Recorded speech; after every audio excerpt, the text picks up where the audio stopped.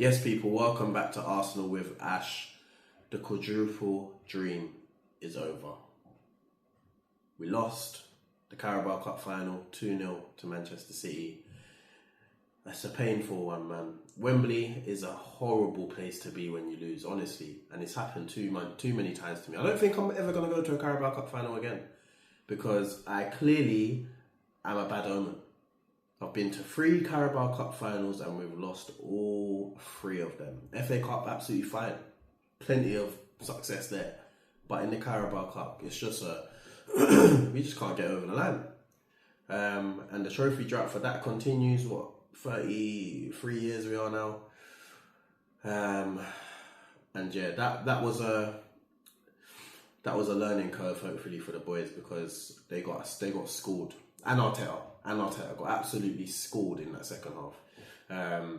The first half, I thought we started really well. The first 10-15 minutes, we were all over them like a rash. We managed the first half really well. We didn't create too much, but we completely nullified them. Created moments, and obviously we had the big chance for Havertz and the follow-up double chance for Saka. But the problems were there. We were causing them the problems. Gyökeres was getting down the channels and causing issues. Got Kusanov a booking. Havertz was trying to win little flick-ons here and there and cause a bit of havoc. Saka getting on the ball. Trossard was quiet, but Dek and Zubi were getting on the ball as well. So we were doing well that first half, and I thought second half, just turn it up a notch and the goal will come. But second half, Pep obviously changed something and we could not react. Immediately they were on us like a rash and we could not get a sniff of that football. That second half was an onslaught. It was an onslaught. I was sat there in my seat in Wembley saying, this is an onslaught. We need to do something about it. They changed how they pressed. They changed their on the ball tactics. And Arteta just couldn't react in time to make the difference. And from what I could see, it was not simple, but it was just a matter of changing how we build up play from the back, rather than trying to play through them, play over them. Because yes, the Gyökeres gets isolated and all of that sort of stuff, but he was causing problems in the channel. So it's not a case of just lumping it centrally. Play intelligent passes into the channels and let him compete for them. And that's also where I'd bring Martinelli on, because there was loads of spaces in transition. So we needed pace up there. Trossard weren't going to be making those runs. And then if anything falls off, then we'll pick up the second balls. But that's another thing that was an issue in that second half. We weren't winning any of the second balls, which is normally Zubi and Rice's bag, is to pick up those second balls. Then we had no control. We had no one to get their foot on the ball and calm things down and make things happen. And it was just, it was an embarrassing second half from us. It was an absolute schooling. And like I said, this needs to act as a wake-up call to those boys, because we got serious competitions to win. And yes, we wanted to win this one, but out of the 4, it's the lowest priority, and it's the one where we can take the licks and we can learn from that. So I'm glad that's happened now, rather than at the end of the season, because that would have been even more painful. But we've got an opportunity to right those wrongs. We're favourites in 3 other competitions. Maybe City are favourites in the FA Cup, but the Premier League is still completely in our hands. We've got a big game away at the Etihad as well, which is going to be not just a physical challenge, but an absolutely mental challenge, because of obviously what's happened in this game, and especially the way the City players were going on, the arrogance from the likes of Cherki, Semenyo, Nico O'Reilly. All of that sort of stuff needs to add work as fuel for these players, because if you've got anything about you, you go to the Etihad, you get a result, or you win that league and you rub their faces in it, because they feel like winning this game is a psychological advantage which will help them in this title race. And I said it about a month or so ago, this game was huge, and it is huge. It did obviously change a little bit because City dropped points before this game, and the gap is a lot wider than it was. But ultimately, it's still a psychological battle, and the title race is not done. It's not done. So, yeah, we probably, as much as we want to play another game as soon as possible to get this out of our minds, having the 2-week break is probably what's best. And it looks like a lot of our players have done the sensible thing, which I've been calling for us to do for years, and that's pull out of these internationals, because the friendlies are pointless unless you're in the I think it's the qualifiers for the World Cup, so the likes of Jamaica, etc.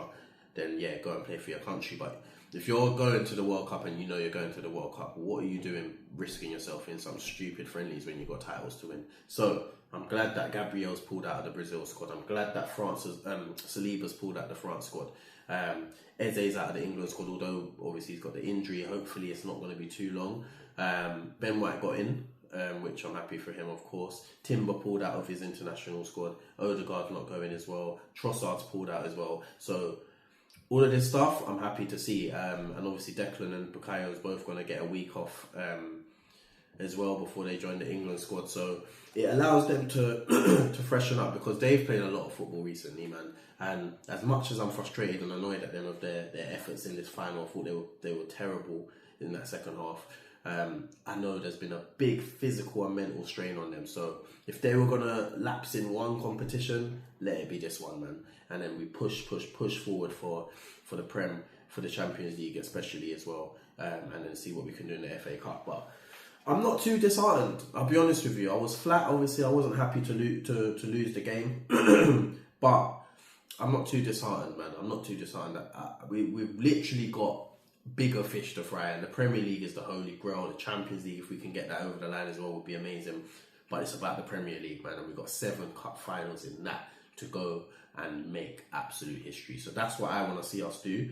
But yeah, the manager, Arteta, has to find a solution to in-game tactics have to be better. We can't be allowing Pep to change things at halftime and we have absolutely no response. We have to work things out quicker and make the changes quicker and not sit on them, especially in a final where there's no time to waste. No time to waste. So make the Martinelli change when the space is there and you can see that it's a transitional game. Or Noni if you want to bring him on.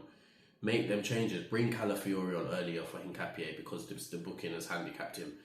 Do those things early because it's a final. There's no time to waste. So he needs to learn from this as well. And he needs to make sure we get over the line in one of, if not 2 of the big trophies that we've got left to come. So yeah, like I said, learning curve for them.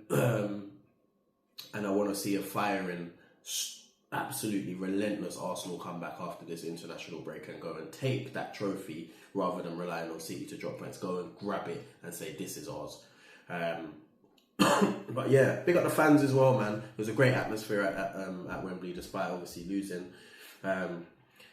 So yeah, I'm sure we'll be back there for the FA Cup semi-finals as well. I think we'll get past Southampton in the quarterfinals and make it there. So hopefully we have better luck in the FA Cup. But yeah, onto the player ratings. Kepa in goal, big mistake, of course. Couple of mistakes in that game. I said it before the game. It's about being ruthless. We haven't won a trophy in 6 years. You've got an opportunity to win when you play your best team. David, I don't care that Kepa has got us through every single round in this competition. I'm not here for sentiment. I'm not here for that. Play your best goalkeeper. David Raya should have been playing, and the fact that catching is probably one of his top assets. The fact that that is how the goal came about, the first one, it's just ironic, isn't it? So Kepa, I don't want to see him again other than that, probably that Southampton game. Raya has to play from now on, and it's time to be ruthless to go and win those trophies. And it's a surprise because Arteta's a ruthless man. He's a ruthless man, so I'm surprised that he allowed that to happen and to stay loyal to someone. Like, I'm not here for that. So yeah, Kepa, poor man. Lucky to not probably a bit lucky to not get sent off. Although I think the ball was going away from goal for that Doku incident. Horrible handling for the first Nico O'Reilly goal. Couldn't do anything about the second. But yeah, it's just poor. I think his distribution with the ball as well was too slow, too hesitant. He could have took control in those situations and said, "No, I'm playing over the top because I've got 4-man City fans standing right in front of me blocking the passing lanes. There's nothing I can do here. So let me go over the top." But no, an experienced man like that should be able to make that decision, and he didn't. So yeah, unfortunately, he's going to get a 1 from me. Ben White at right back had a tough day, especially in the second half. Doku was running at him like every second. And it's a tough opponent at the best of times, but I think he had a tough game out there. I like the moment when he gave Cherky a bit of a kick, because we're not having none of that. Don't mug us off. Yeah. Oh, that. So well done to Ben, and congratulations to him on his England call up. But yeah, it was a poor performance from Ben. In my opinion, I'm going to give him probably a 4 out of 10. Saliba, I thought, was outstanding. Best player on the pitch for us by a country mile. He was so good. Dealt with Haaland physically, intelligently. Passing was good. Decision making was excellent. He was the only one that I can say left there that Wembley pitch with his head held high. He was fantastic. I'm going to give him an 8 out of 10. Gabriel, I thought was good as well, to be fair. Didn't really get involved in as much of the duels, and him on the ball was slowing us down as well. But in terms of his defensive work, I thought he was really good as well. I'm going to give him I'll probably give him a 7 out of 10. Left back Hincapié, unfortunately, was handicapped early by that early yellow card, which the referee didn't have to give. And the way the referee was moving in that first half, it was like, you can't do anything because it's really scary right now. This referee was moving so mad. So, yeah, I think he should have come off at half-time, and we brought Calafiori on. And we saw when Calafiori came on, he gave us a bit more anyway. So, yeah, obviously I can't blame Hincapié for that, but he didn't have his best of days. Semenyo got a bit over him a couple of times as well. But yeah, I'm probably going to give him a 5 out of 10. Zubimendi, I think in the first 20 minutes I thought he was good, but after that he tailed away physically and on the ball. Like, actual what I need from him is a bit more personality to put his foot on the ball and get us ticking again, or think of a solution to what is happening on this pitch, because you can't always rely on the manager. Use your IQ. You're a very, very intelligent footballer. So I needed more from him, and I didn't get it, and it was a very disappointing second half from him. I'm going to give him a 4. The same for Declan Rice. Fell off in that second half. First half I thought he was really good, but I thought physically we should have dominated that midfield, but we didn't. And yeah, it was a poor showing from both of them. I'll probably give Deck a 5. And then on the left we had Trossard, who was non-existent. Absolutely didn't do anything, and he should have come off a lot earlier than he did. I'm going to give him a 3. Saka was poor, man. It's very disappointing to see Saka out there. And there's a clear physical decline from him from this injury. And it's very, very sad to see. And I really hope that he can come back from it in years to come, because if not, it's a really sad sight. But yeah, he was poor, very, very poor. Didn't make anything happen really, apart from the big chances he had in the first half. Going to give him a 3 as well. And then we had Havertz in behind Gyökeres. I thought he started quite well, got us ticking as well with a couple of nice little touches here and there. Should have scored his chance. That would change the whole complexion of the game. That was a big, big moment. And then after that, he didn't really get in the game much. So I'm going to give him probably a 5. Gyökeres, I thought, was quite bright at times. I thought he was causing them problems with his hold-up play and his running into the channels. And I just think we didn't get the ball to him enough to cause havoc out there, because the opportunity was there. Kusanov was rattled.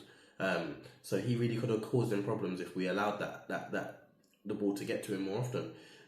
But yeah, apart from that, there wasn't too much that he could have done more. He didn't even have a shot in the game, I don't think. But yeah, I'll probably give him a 6 out of 10. And then off the bench, we saw Calafiori come on. Had a couple of good opportunities, one from a header, one from a volley that he set up nicely for himself, just kissed the post. I thought he was bright when he came on. I thought he was probably our best substitute. So yeah, I'll probably give him a 7 out of 10. Jesus came on, tried to make things happen, but there wasn't enough time. The game was done. He hit the bar with a header. If that went in, maybe it could have been a bit tetchy for them. But yeah, I'm probably going to give him just a standard 5. Noni was shocking when he came on. Noni was shocking. Just erratic and no composure to his game, and it was just so poor. I'm going to give him a 4.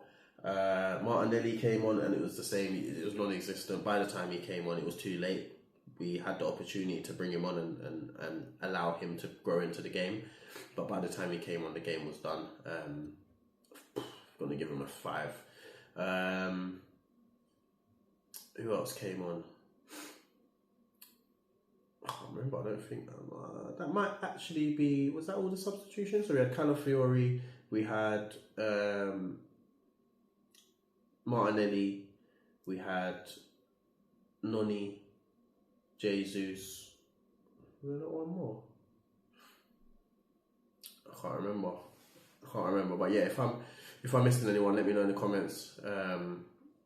But yeah, a sad day, man. Sad day, but an opportunity now to bounce back from that, get that fire in the belly, and see how these Man City players have been carrying themselves as well, and use that as fire to go and grab that Premier League title, man. But yeah, let me know your thoughts in the comments. Like, share, subscribe, hit that notification bell. Keep your heads up, Gooners. We're gonna do something special this season. Don't worry. Take care.